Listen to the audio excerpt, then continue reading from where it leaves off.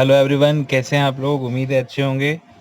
सो हमारे डिटर्मिनेंट में 4.1 हो गया था, 4.2 चल रहा था। 4.2 में प्रॉपर्टीज ऑफ डिटर्मिनेंट मैंने आपको समझाई थी। 6 या 7 प्रॉपर्टीज जो थी, जो आपकी वहाँ पर यूज़ में आती थी, उन चीज़ों को आपको अच्छे से समझना था। देन अब जो बात आती है वो बात आती है इसके क्वेश्चंस के ऊपर। उस दिन मैंने जो पुराना लेक्चर है उस पर question number first and question number second हमने कर लिया था। मुझे पता है आप लोगों को थोड़ी दिक्कत आ रही होगी, क्योंकि ये ऑपरेशंस में काफ़ी हद तक आपको सोचने का जो लेवल है वो ज़्यादा बढ़ जाता है ना। सो मैं मानता हूँ कि आपको प्रॉपर्टीज याद है। अगर याद नहीं है या आपने वो लेक्चर नहीं देखा है पहले, तो फर्स्टली जाके वो प्रॉपर्टीज वाला लेक्चर देखें जो डिटर्मिनेंट का सेकंड लेक्चर है। उसके उस लेक्चर की जो लिंक है वो मैं नीचे डिस्क्रिप्शन में दे दूंगा। देन अब हम लोग आगे स्टार्ट करते हैं, ठीक है। सो एनसीईआरटी में क्वेश्चन नंबर 3 से लेकर के क्वेश्चन नंबर 7 तक के जो क्वेश्चंस हैं वहां पर स्पेसिफाइड करके आपको बोला गया है कि भाई प्रॉपर्टीज का आप यूज करो और इनके रिजल्ट्स निकालो।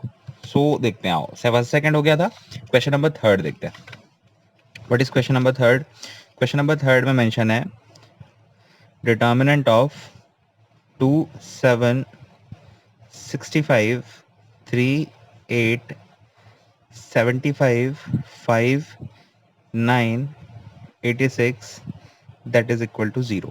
सो अब मैं आप लोग को ऑपरेशन कैसे लगाना है वो तो मैं पुराने लेक्चर में समझा चुका हूँ। अब इनको सॉल्व कैसे करना है वो मैं भी आपको समझाता हूँ, ठीक है। सो डिटर्मिनेंट की वैल्यू 0 आने के लिए दो प्रॉपर्टीज थी। एक प्रॉपर्टी ये थी जिसमें ये बोला जाता था कि कोई दो रो या कोई दो कॉलम बिल्कुल सेम हो जाए। कोई दो रो या कोई दो कॉलम बिल्कुल सेम हो जाए, मतलब हमको इक्वल रोज मिले या इक्वल कॉलम्स मिले तो डिटर्मिनेंट की वैल्यू 0 होती थी। या दूसरा तरीका होता था कि आप सारे एलिमेंट्स को 0 बता दे, सारे एलिमेंट्स को आप 0 बता दे। इन दैट केस भी डिटर्मिनेंट की वैल्यू 0 प्रूफ हो जाती थी। तो अब हमको इसको 0 बताना है, ठीक है। देखो, एक तो तरीका हमारे पास है कि हम एक्सपांशन करके निकाल लेते हैं। एक्सपांशन ऑफ 3x3 मैंने आपको सिखाया है, आप याद करो। फर्स्ट जो डिटर्मिनेंट का लेक्चर हुआ था उसमें आप कर सकते हैं एक्सपांशन, बट क्वेश्चन में स्पेसिफाइड करके आ गया है कि बाय यूजिंग ऑपरेशंस, तो हमको ऑपरेशन से करना पड़ेगा। तो 0 बनाने के दो तरीके, या तो आप कोई दो रो या कॉलम को सेम बता दो या उसके सारे एलिमेंट 0 बता दो, ठीक है। तो सारे एलिमेंट 0 हो पाना तो यहाँ हो भी सकते हैं, थोड़ा दिमाग लगाएं तो। अगर नहीं हो रहा है तो हम कुछ और तरीके से सोचते हैं। खैर चलो देखिए क्या कर सकते हैं। यहाँ 7 है, यहाँ 65 है, ठीक है। तो पहले कोशिश करते हैं कि इसको थोड़े छोटे लेटर्स में ले आए। तो 7 में हम कितने टाइम्स ऑपरेट करें कि 65 के क्लोज पहुंच जाए? मे बी 9 टाइम्स, क्योंकि 7 9 जा 63 होगा, और 65 माइनस 63 करेंगे तो हमको कुछ रिजल्ट्स मिलने लगेंगे, छोटे नंबर्स। देन वैसे यहाँ पर भी सोच के देखो, 8 है। 8 में हम कितने टाइम ऑपरेट करें कि इसके क्लोज पहुंच जाए? इट इज ऑल्सो 9 टाइम्स, है ना। सो ऑपरेशन हम लगाते हैं which is C3 tends to C3 minus 9C2। आप कुछ और भी लगा सकते हैं, जरूरी नहीं ये लगाए। मैंने ये सोचा, आप कुछ और सोचो, कर सकते हो, कोई दिक्कत नहीं है। यहाँ पर 9 का इंटू कराओ, 9 7 63, 65 माइनस 63 2। 8 में 9 का इंटू कराओ, 8 9 72, 75 माइनस 72 3। इसमें कराओ 9 का इंटू, 9 9 81, 86 माइनस 81 दैट मीन्स 5। और यहाँ पर है 7 8 9, यहाँ पर है 2 3 5। सिर्फ एक ऑपरेशन लगाए और देखो आंसर आ गया 235 235। दो कॉलम बिल्कुल सेम आ गई। तो आप यहाँ लिखोगे कि C1 and C2 are identical, मतलब C1 और C2 के सभी अवयव समान है। C1 and C2 are identical, मतलब इसकी जो वैल्यू आएगी वो वैल्यू आ जाएगी 0। कहाँ से? बाय प्रॉपर्टीज, प्रगुण कहते हैं उनको हिंदी में, ठीक है। तो ये आपका क्वेश्चन नंबर 3 था। सोचना है, थोड़ा दिमाग लगाना है, अनलेस नहीं होंगी चीजें, ठीक है। आगे देखते हैं, इसलिए मैं सारे क्वेश्चन अभी करा रहा हूँ, फिर उसके बाद बनाने के लिए आपको दूंगा। क्वेश्चन नंबर 4 में आता है ना। क्वेश्चन नंबर 4 क्या है, देखिए ध्यान से। यहाँ पर है 1 1 1, यहाँ पर है BC, यहाँ पर है CA, यहाँ पर है AB, यहाँ पर है, ये इधर दिख नहीं रहा, सॉरी, ये है AB plus C, AB plus C, यहाँ पर है बी सी प्लस ए, यहाँ पर है सी ए प्लस बी। ठीक है, सो इसको देखते हैं अब, इसको तो अभी यहाँ रख देते हैं। हाँ, तो ये हमारे पास क्वेश्चन है, क्वेश्चन नंबर 4। अब आपको सोचना है कि इसको भी जीरो ही प्रूफ करना है, कैसे करें? तो पहले इसको तो सिंपल कर लो, 1 1 1 बी सी ए बी, इसका अंदर इंटू करा दो, तो ए बी प्लस सी ए, यहाँ पर B C plus A B, यहाँ पर C A plus B C is equal to, हमको जीरो प्रूफ करना है, हमने एल एच एस लिया हुआ है, एस एम एस यहाँ भी एल एच एस ही लेके हमने सॉल्व किए थे। ओके, सो अब हमको देखना है कि हम ऐसा क्या करें, जीरो लाना है विद हेल्प ऑफ प्रॉपर्टीज।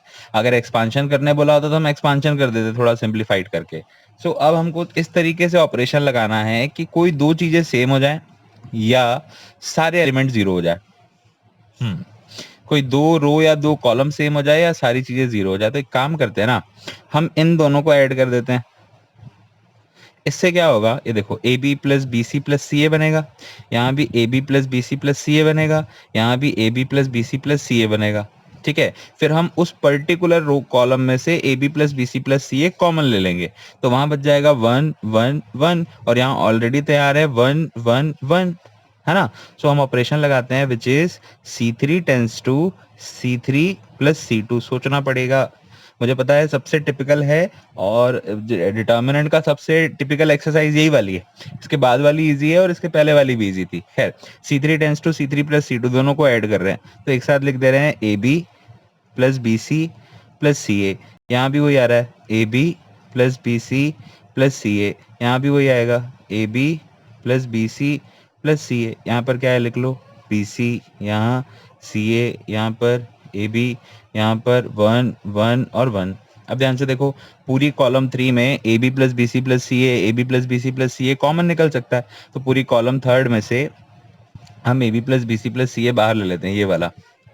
सो ये A B plus B C plus C A बाहर निकल जाएगा, तो यहाँ बचेगा कितना 1 1 1, यहाँ पर B C C A B, यहाँ पर 1 1 और 1। फिर से देखो ध्यान से, दो कॉलम सेम हो गई C1 और C3। अगर कॉलम दो सेम हो गई या दो रो सेम हो जाती, तो इस सिचुएशन में उस पर्टिकुलर की वैल्यू कितनी हो जाती है, 0। तो विदाउट एक्सपांशन आपने इसकी वैल्यू 0 प्रूफ कर दी। That is your question number 4।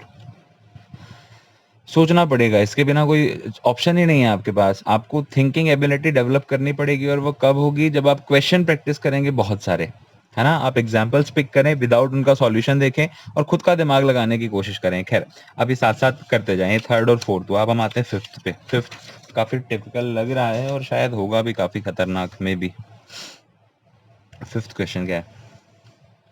Fifth question है B plus C Q plus R Y plus Z, दिख नहीं रहा सॉरी, हाँ B plus C Q plus R Y plus Z, यहाँ पर सी प्लस ए, यहाँ पर आर प्लस पी, यहाँ Z plus X, okay, A plus B, यहाँ पर पी प्लस क्यू, यहाँ पर एक्स प्लस वाई, और इस पर्टिकुलर को आपको प्रूफ करना है, that is twice of A P X, यहाँ पे बी क्यू वाई, यहाँ पे सी आर जेड। सो अगर आपको याद आ रहा हो, ऐसी कुछ प्रॉपर्टी थी क्या सम वाली? अब याद करो, जब मैंने प्रॉपर्टीज लिखाई हैं तो मैंने इस तरीके की एक सम वाली प्रॉपर्टी लिखाई थी कि दो चीज या उससे ज्यादा चीज अगर सम के फॉर्म में हो तो उसको हम डिस्ट्रीब्यूट करके लिख सकते हैं। अगर आपको थोड़ा बहुत भी याद आ रहा हो, देखो इस तरीके से थी कुछ कि यहाँ पर अगर a प्लस बी है, ये 1 2 3 4 5 6 a plus B, B plus C, C plus A, इस तरीके से कुछ है। तो ये जो है ए, ये देखो इस तरीके से लिखा जाता है। फिर ये A B C plus second वाले element which are B C A, and बाकी ये सारे एलिमेंट सेम रहते हैं, 1 2 3 4 5 6, यहाँ पर भी 1 2 3 4 5 6। ये हमने प्रॉपर्टीज ऑफ डिटर्मिनेंट में देखे, वैल्यू में कोई फर्क नहीं आता, तो वही काम हम यहाँ पर भी कर सकते हैं। बस वही करना है, आंसर आ जाएगा, उसमें क्या है, तो बस थोड़ी मेहनत हो जाएगी, है ना। तो देखते हैं क्या है, लिख लेते हैं एक बार और, B plus C, C plus ए प्लस बी, यहाँ पर Q प्लस आर, यहाँ पर R प्लस पी, यहाँ पर P प्लस क्यू, यहाँ पर y प्लस जेड, यहाँ पर z प्लस एक्स और यहाँ पर x प्लस वाई। सो क्या करें, किसको स्प्लिट करें? काम करते हैं, पहले वाले को कर देते हैं ना, पहले इसको स्प्लिट कर देते हैं। तो इसको स्प्लिट करेंगे तो क्या होगा, देखो यहाँ एक पार्ट में b, ये क्या है q और y आ जाएगा, प्लस यहाँ का जो सेकंड पार्ट है उस सेकंड पार्ट में आ जाएगा ये सेकंड वाले elements which are c r and z। बाकी नीचे सब कुछ सेम रहेगा, c प्लस ए, यहाँ पर r प्लस p, यहाँ पर z प्लस एक्स, यहाँ पर भी c प्लस ए, यहाँ पर r प्लस p, यहाँ पर z प्लस एक्स, यहाँ पर a प्लस b, यहाँ पर p प्लस q, ये आपका x प्लस वाई, यहाँ पर a प्लस b, यहाँ पर p प्लस q और यहाँ पर x प्लस वाई। ठीक है, तो ये तो अभी पहली रो को हमने स्प्लिट किए, सेकंड को भी तो कर सकते हैं ना, तो ये भी दो पार्ट्स में टूटेगा। अब पहले इसको स्प्लिट किए, अब इसको स्प्लिट करते हैं, तो इसके भी दो पार्ट निकलेंगे, निकालें तो इसका जो पहला पार्ट निकलेगा प्लस और इसका ये दूसरा पार्ट निकलेगा सेकंड वाला इसके लिए।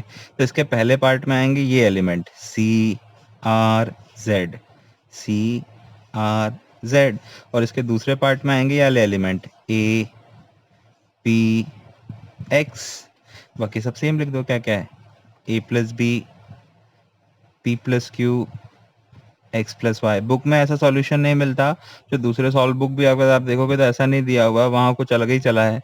मुझे इस तरीके का सही लग रहा है तो मैं इस तरीके से करा रहा हूँ, देखते हैं रिजल्ट आएगा। May be B Q I, यहाँ पर भी बी क्यू आई है ना। सो ये तो इसकी स्प्लिटिंग हुई, ऐसे में हम इसको भी स्प्लिट कर सकते हैं इसके सेकेंड पार्ट को। सो ये भी दो पार्ट्स में टूटेगा, पहला ये और दूसरा ये।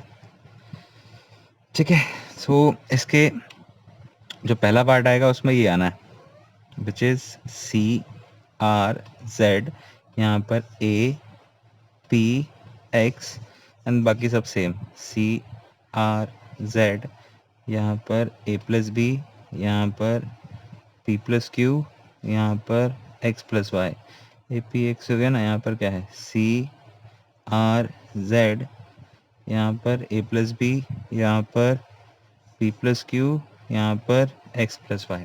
इस एक्सरसाइज में थोड़ी मेहनत कर लो, बाकी तो फिर चीज़ें आगे जाके आसान होने वाली है। तो मुझे तो कुछ अच्छी खबर दिख रही है, वो अच्छी खबर ये दिख रही है जो हमारी मेहनत को थोड़ी कम करने वाली है। C R Z, C R Z, तो इस पर्टिकुलर में दो रो तो सेम हो गई, दो रो अगर सेम होगी तो इस पर्टिकुलर की वैल्यू 0, तो ये तो भैया हमारे मार्क से हट जाएंगे। बची कहानी इधर, अब इसके टू पार्ट्स स्प्लिट होंगे, इसके टू पार्ट्स स्प्लिट होंगे और इसके भी टू पार्ट्स स्प्लिट होंगे। सो इसके टू पार्ट्स स्प्लिट करें, सो ये पहला part and this one is second part. इसके पहले पार्ट के जो थर्ड रो बनेगी वो बनेगी A space issue A P X, यहाँ पर है C R Z B Q Y, और यहाँ आना है B Q Y C R Z B Q Y. तो इसके दो स्प्लिट हो गए, इसमें भी दो पार्ट्स में स्प्लिट होगा, ये पहला डिटर्मिनेंट प्लस ये दूसरा डिटर्मिनेंट। तो इसके पहले डिटर्मिनेंट के एलिमेंट बनने हैं ए पी एक्स, यहाँ पे बी क्यू वाई, बाकी सब सेम लिख दो B Q Y A P X B Q Y A P X, and then this also will be splitted in two determinants. First की जो थर्ड रो बननी है वो बनेगी A P X and second one is B Q Y। यहाँ पर क्या आएगा C R Z A P X C R Z A P x। Okay, so आप क्या कर सकते हैं, ये तो कुछ हो नहीं रहा। हाँ, यहाँ कुछ और चीज़ दिखी कि बी क्यू आई और B Q I, first row and third row same है तो ये पर्टिकुलर 0 हो जाएगा। अच्छा, यहाँ भी हो रहा है राइट, ए पी एक्स और ए पी एक्स इक्वल है तो ये भी 0 हो जाएगा। ये देखो बी क्यू वाई इक्वल है तो ये भी 0 हो जाएगा, ये भी हो रहा है। ए पी एक्स इक्वल है तो ये भी हो जाएगा। बच्चे ये भाई बंधु, तो इनको लिखते हैं, दो चीज़ें बची है, तो लाना भी 2 ही में है ना सब कुछ।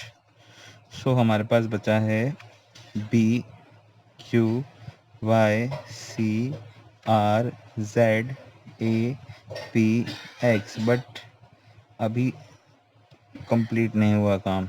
सी R Z A P X B Q Y.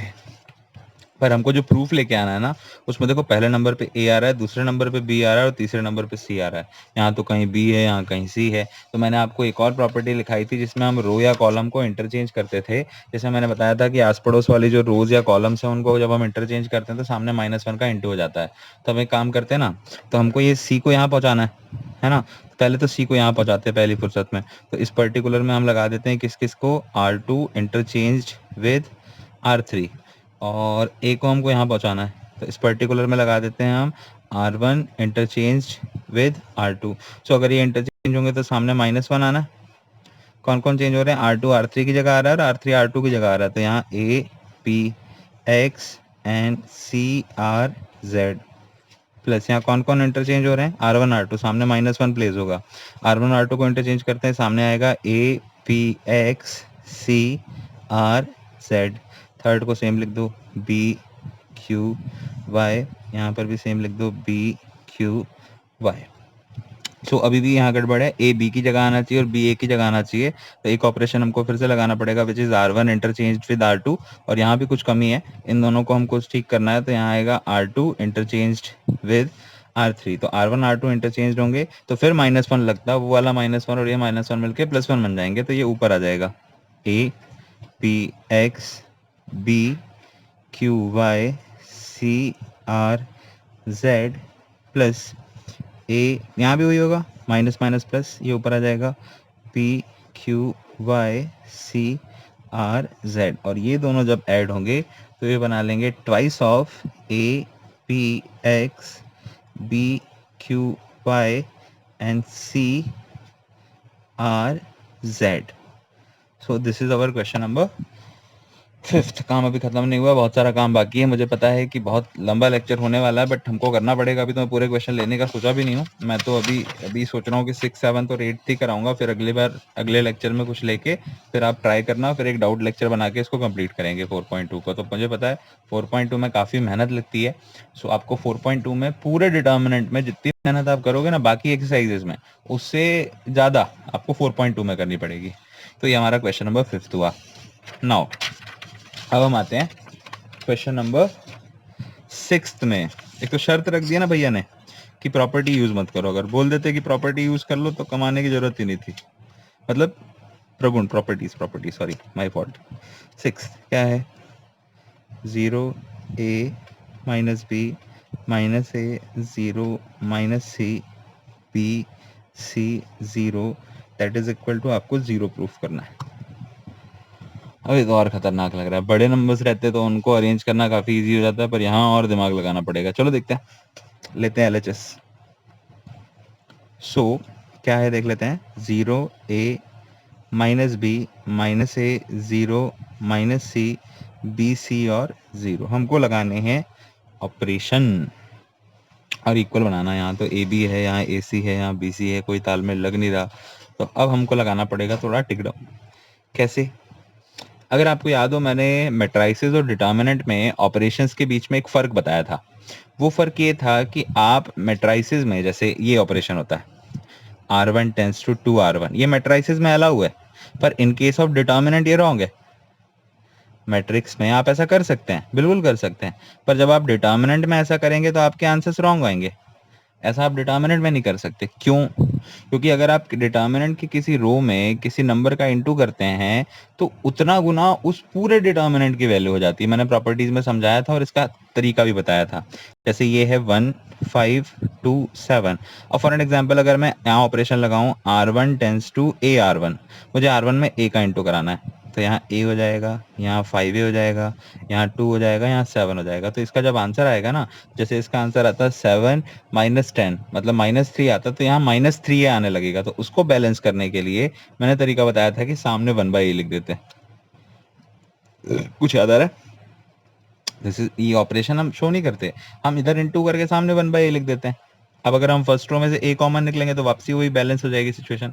तो वही हम यहाँ पे दिमाग लगाते हैं। तो देखना ध्यान से, क्या कर सकते हैं हम कि हाँ, फर्स्ट रो में देखो किसकी कमी है।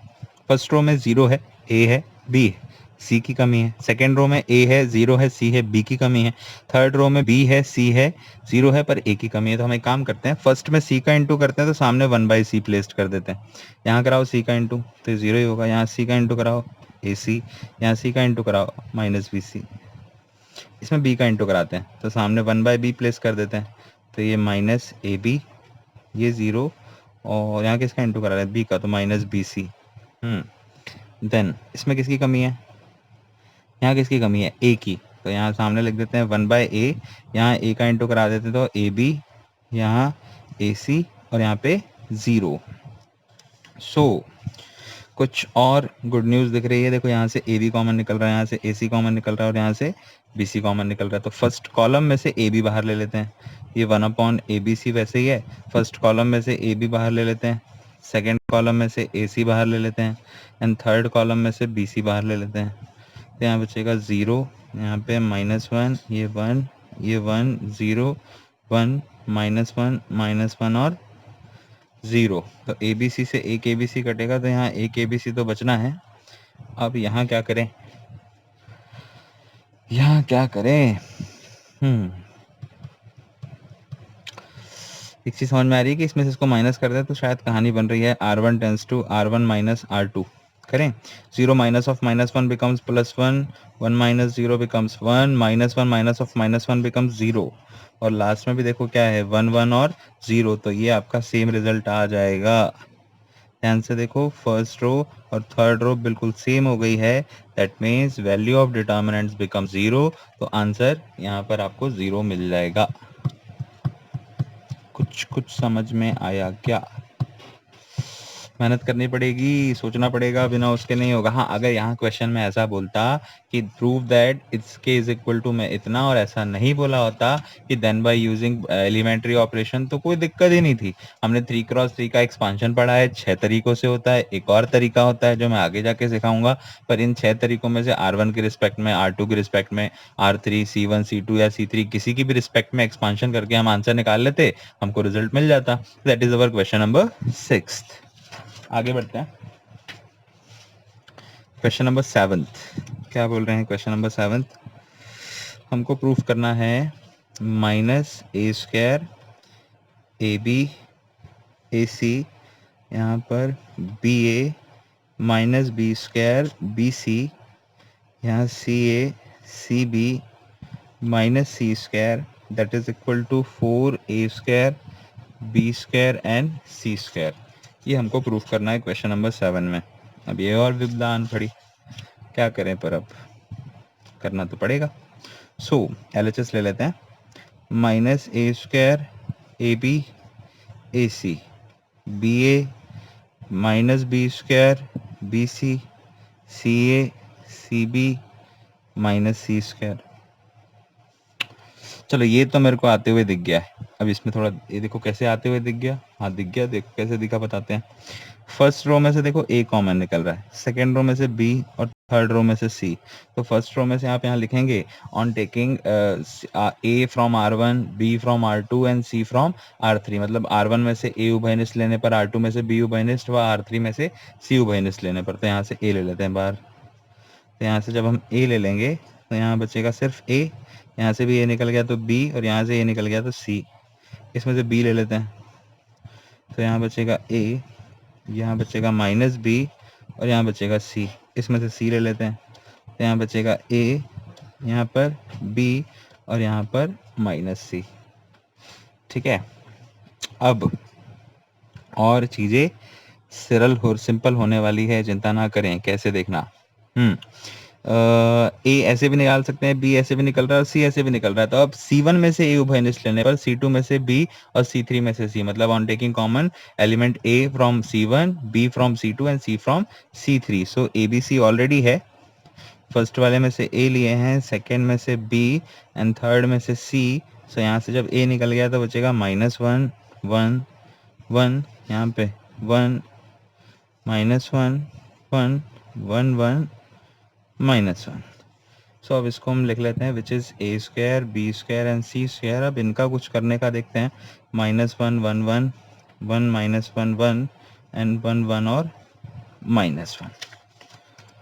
हाँ, सो क्या है यहाँ पर, A square B square and C square. Pages उठ रहे हैं, यहाँ रहो ना भैया, बैठ के चुप भाई, बैठो यहाँ पे।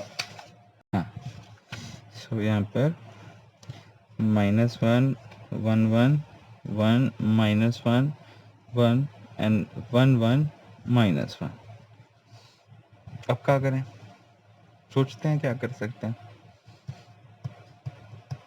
काम करते हैं ना, जीरो बनाते हैं, जितने ज़्यादा हो सकते हैं जीरो बनाते हैं। देखते हैं, इन दोनों को ऐड कर देते हैं। तो operation R1 tense to R1 plus R2, सामने चलने दो, ए स्क्वायर बी स्क्वायर प्लस सी स्क्वायर, -1 + 1 0, 1 - 1 0, 1 + 1 2, यहाँ पर है 1 -1 और 1, यहाँ पे 1 1 और -1। सो अब हमें यहाँ पर एक्सपांशन करना पड़ेगा। हाँ, एक्सपांशन करना पड़ेगा, पर हम 3x3 के लिए पूरा सॉल्व थोड़ा ना कर रहे हैं, हम तो सिर्फ एक पार्ट उसका सॉल्व कर रहे हैं। तो हम पूरा एक्सपांशन किए बगैर इसको प्रूफ कर रहे हैं, बस लास्ट टर्म में हमको जरूरत पड़ेगी जो कि ऑब्वियस है। तो हम इस पर्टिकुलर रो के लिए सॉल्व करेंगे। तो पहला तो जीरो है, उसके लिए सब जीरो मिल जाएंगे, दूसरा भी जीरो है, सब जीरो मिल जाएंगे। सिर्फ तीसरे एलिमेंट के लिए हम सॉल्व कर दे रहे हैं। थर्ड एलिमेंट क्या है, 1 -1 1 1। विदाउट दिस ये होएगा नहीं, ठीक है। सो 2 इधर प्रोडक्ट करेंगे, 1 का इंटू 1 में, तो 1 बीच में माइनस, 1 का इंटू -1 में -1, माइनस माइनस का +1, तो 1 + 1 2 हो जाएगा, 2 2 4, तो रिजल्ट आ जाएगा 4 ए square B square C square, जो आपको लेके आना था। ठीक है, तो इस तरीके से आप चीज़ों को कर सकते हैं। अगर कोई रो या कॉलम में आप दो एलिमेंट जीरो बना देते हैं, सिंपल सी थ्योरी समझो, किसी रो या कॉलम में कोई दो एलिमेंट जीरो बना देते हैं, तो सिर्फ आपको एक एलिमेंट के लिए सॉल्व करना पड़ेगा, जो तीसरा वाला है। अगर यहाँ पर कर देते हैं तो इसके लिए सॉल्व कर दें, आपका रिजल्ट आपको मिल जाता है। ठीक है, that is the basic input. तो ये आपका क्वेश्चन नंबर 7 हो गया। अब 8 से आपके पास आज़ादी, ऑपरेशन लगाना है लगाओ, नहीं लगाना है मत लगाओ, पर लगाओगे तो ज़्यादा अच्छा, क्योंकि जहां तक बनेगा वहां तक लगाएंगे, और जहां पर नहीं आएगा तो एक्सपांशन ही सहारा है। क्या है क्वेश्चन नंबर 8? क्वेश्चन नंबर 8 कहाँ गया, ये है question number 8, that is 1 1 1 A B C and A square B square C square is equal to, आपको प्रूफ करना है a minus B B minus C and C minus C. तो मैं आपको थोड़े से कुछ, अब चीज़ें इजी हो जाएगी ऐसी मेरी उम्मीद है, शायद देखो अब क्या होता है, आपको कैसा लगती है चीज़ें। सो यहाँ पर आपको जो ऑपरेशन लगाने हैं ना, वो RHS के अकॉर्डिंगली लगाने, RHS को देखते हुए लगाने हैं कि RHS क्या बन रहा है, राइट हैंड साइड में क्या कंटेंट है, उसके हिसाब से ऑपरेशन सोचना है। तो दैट इज क्वाइट इजी। जैसे मैट्राइसिस में हमको पता होता था कि आई बनाना है, तो उसके हिसाब से ऑपरेशन सोचते थे। तो अभी देखो, जैसे हमको यहाँ a माइनस बी चाहिए, सो a माइनस बी देख सकते हैं कैसे बनेगा, या b माइनस सी चाहिए तो देख सकते हैं b माइनस सी कैसे बनेगा, देखते हैं। सो LHS लेते हैं, 1 1 1 a b c a square B square and C square. Okay, so a minus B तो बन रहा है, अगर हम R1 में से R2 को माइनस कर दें तो R1 tense to R1 minus R2, और अगला b माइनस सी भी डायरेक्ट बना दें, which is R2 tends to R2 minus R3। अब कई लोग बोलेंगे कि c माइनस ए भी बना दो, क्यों नहीं बन सकता, कारण सुनो। जब कभी भी किसी रो को हम सब्स्टिट्यूट कर रहे हैं, जैसे यहाँ पर पहले कौन सा ऑपरेशन लग रहा है, R1। तो इसके बाद वाले ऑपरेशन में एक R1 इंक्लूड नहीं हो सकता अगर दो ऑपरेशन आप साथ में लगा रहे हो। और तीसरा ऑपरेशन अगर मैं लगाना भी चाहूँ तो उसमें R1 और R2 को मुझे इंक्लूड नहीं करना होगा, वो सिर्फ R3 अकेले में तो वो संभव है ही नहीं डिटर्मिनेंट्स में। तो अगर किसी पर्टिकुलर रो या कॉलम में ऑपरेशन लग चुका है तो अगला ऑपरेशन जो आप 2 या 3 एक साथ ऑपरेशन जब लगाते हो तो वो वाला सब्स्टिट्यूटिंग रो आपके अगले ऑपरेशन में इंक्लूड नहीं होता, वरना वो वैल्यू बदल ही जाएगी पूरी। सो R1 tense to R1 minus R2 करते हैं, 1 माइनस 1 0, यहाँ पर a माइनस बी, यहाँ माइनस करेंगे तो a square minus B square. Then यहाँ ऑपरेशन है R2 tends to R2 minus R3, 1 minus 1 0, यहाँ पे b माइनस सी, यहाँ पर बी स्क्वायर माइनस सी स्क्वायर, ये 1, ये c और ये सी स्क्वायर, बस हो ही गया लगभग। सो 0 a माइनस बी, इसको स्प्लिट करके लिख सकते हैं कि a minus B into A plus B, 0 b minus C, इसको स्प्लिट करके लिख सकते हैं b minus C into B plus C, 1 C C square. ध्यान से देखो जो पहली रो है उसमें से a माइनस बी कॉमन निकल रहा है, सेकेंड रो में से b माइनस सी कॉमन निकल रहा है, तो बाहर ले रहे हैं a माइनस बी और b माइनस सी कॉमन बाहर ले रहे हैं, तो यहाँ बचेगा 0, a माइनस बी निकल गया तो 1 और यहाँ पर a प्लस बी, यहाँ 0, b माइनस सी निकल गया तो 1, यहाँ b माइनस सी निकल गया तो b प्लस सी, यहाँ पर 1 c और c स्क्वायर। सो यहाँ पर आप लिखना पड़ेगा आपको कि R1 में से a माइनस बी कॉमन लिए हैं और R2 में से b माइनस सी कॉमन लिए हैं। देन अब बात आती है तीसरा वाला। तो अब भी थोड़ी देर पहले ही मैंने बताया था कि अगर दो एलिमेंट 0 हो गए तो सिर्फ तीसरे के लिए सॉल्व करना पड़ता है। तो ये a minus B, b minus C वैसे ही लिखे रहने देते हैं, पहला 0 दूसरा 0, तो हम इन दोनों के लिए तो हटा दो, सिर्फ इसके लिए सॉल्व कर दे रहे हैं विच इज़ 1। अगर ये पॉजिटिव नेगेटिव भी देखना पड़ता है पर इसकी पोजीशन है A31, कोई दिक्कत नहीं है। कवर कर लेते हैं जो अपन ने सीखे थे फर्स्ट लेक्चर में, डिटर्मिनेंट के कवर करेंगे। क्या बचेगा 1 यहाँ पर a प्लस बी, यहाँ 1 यहाँ पर b प्लस सी। सो यहाँ पर है a माइनस बी, यहाँ पर है b माइनस सी, इसको सिंप्लीफाइड करते हैं 1 का इंटू बी प्लस सी में होगा तो b प्लस सी, बीच में माइनस, और 1 का इंटू a प्लस बी में होगा तो a plus B, but minus अंदर जाएगा तो माइनस a और माइनस b, यहाँ पर माइनस b से प्लस b कैंसिल, तो फाइनली आंसर आ जाएगा a minus B, b minus C and c minus a, that is right hand side. आपको ऐसे ये क्वेश्चन नंबर 8 करना था। अभी बहुत से क्वेश्चंस 4.2 में बचे हैं जो आपको सीखना है कि कैसे करते हैं। सो आपका काम है उनको बना के देखना। कोशिश करेंगे कि कल अगर आपके कुछ डाउट्स आते हैं 9th के बाद वाले तो उनको इंक्लूड कर लूं। अगर इन्हीं को ही देख के रिवाइज करेंगे तो हो सकता है मैं समझा भी दूं। एक काम करते हैं, कल डाउट सेशन ही रख लेते हैं, जो अगला लेक्चर होगा वो डाउट ही रख लेते हैं। तो आप ट्राई करेंगे 9th क्वेश्चन के बाद वाले क्वेश्चंस बनाने के, और जो भी क्वेश्चंस नहीं बनते उनको आप भेजेंगे। व्हाट्सएप नंबर मैंने पहले भी दिया होगा, एक बार और इंक्लूड कर दे रहा हूँ।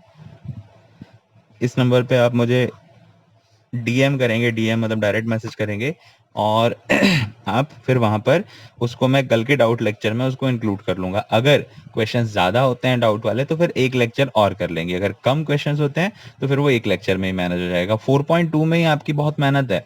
ऑपरेशंस कैसे लगाते हैं, कब लगाने होते हैं, क्या सोचना पड़ता है, वो जब आप बहुत सारे क्वेश्चंस प्रैक्टिस करेंगे ना तब आपको समझ में आएगा। तो इस क्वेश्चंस को, इन पूरी सीरीज को, आज के जितने भी क्वेश्चन हुए हैं उनको बहुत ध्यान से ऑब्जर्व करो कि हमने यही ऑपरेशन क्यों लगाया, यहाँ पर इसी तरीके से क्यों सॉल्व किया, ऐसा भी तो कर सकते थे, वो भी तो कर सकते थे। उस तरीके जब आप क्रॉस क्वेश्चंस करके खुद से नए तरीके से बनाने का ट्राई करोगे ना तब जाके आपको ऑपरेशन अच्छे से क्लियर होंगे। ठीक है, सो उम्मीद है समझ में आया होगा। अगर नहीं आया होगा तो लेक्चर पूरा देखना ध्यान से एक बार फिर से, आपको बहुत अच्छे से चीजें और ज्यादा क्लियर हो जाएगी। तो अब हम डाउट आप भेजेंगे और उन क्वेश्चंस को हम अगले लेक्चर में इंक्लूड करेंगे।